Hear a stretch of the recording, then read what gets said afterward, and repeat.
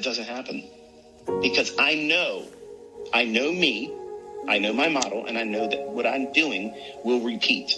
So there's no fucking reason for me or you to get into an emotional response to what the market's doing. There's absolutely no reason for that. None.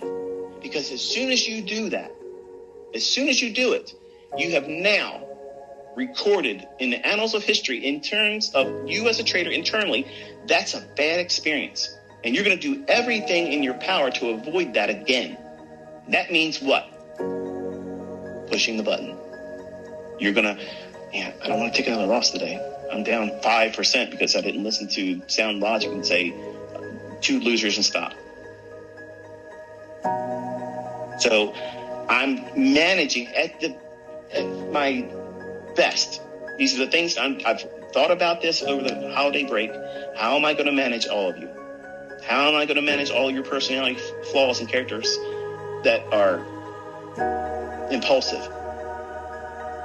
With a clean conscience, I'm doing everything I can, but you still have the responsibility of not pushing a button while you're learning how to do this. The worst thing that can happen is if I get up there and I call something that I believe firmly that the market's likely to do, and it doesn't deliver, and you push the button you got a live trade on, you're going to determine that as that's the reason why it doesn't work. And I shouldn't learn from Michael. I shouldn't even worry about this stuff. I just need to go out there and start trading and supplying to me. Elliott Wave or whatever else that catches your eye. And that would be unfortunate because one trade, one transaction, 1 week, 1 month is not a narrative for success or failure. But as a new student, a new trader in development, it's easy to establish, an opinion based on not enough evidence. Because you're going into this with a great deal of skepticism, and it's healthy. That's normal, and I'm encouraging you to be that way. I want you to be that way. I don't want you to believe me because I fucking make a video and record myself doing it. I want you to sit with me and watch me talk about every 1 minute candle. Because every single one of those candles, even as small as that is, that 1 minute candle has a storyline. It's telling you something. You need to be understanding real time when I'm not going to be doing this. By experience, you've seen it. You've walked it before. You've been down this road before. You know where that Rottweiler is. You know when the hole in the fence, if you get too fucking close to it, it's going to rip your ass apart. So that way you have experience, right? So that way you walk down there, you know, I'm going to cross the other side of the road. It doesn't mean you're weak. It doesn't mean you're scared.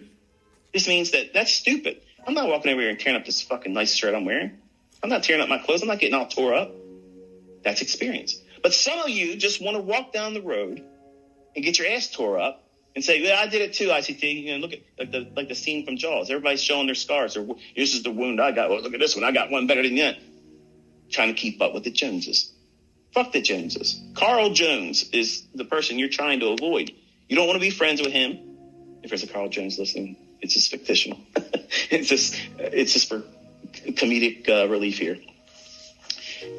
Carl's always trying to get the employee of the week. That's the person that's always trying to one up somebody.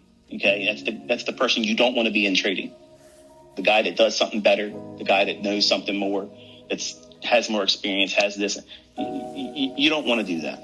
Okay, nobody gives a shit about that, and that shouldn't be your motivation by learning.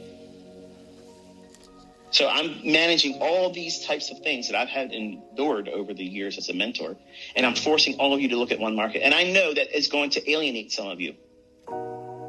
And I'm asking you to be considerate to the idea that I am doing my best to teach you price.